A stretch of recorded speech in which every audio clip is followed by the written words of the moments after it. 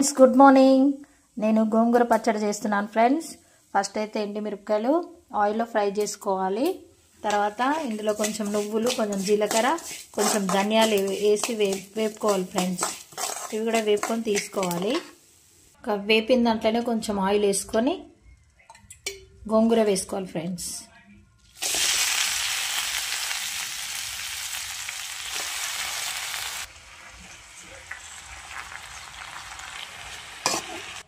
ఇందులో ఒక ఎల్లిగడ్డ మొత్తం వేయాలి ఫ్రెండ్స్.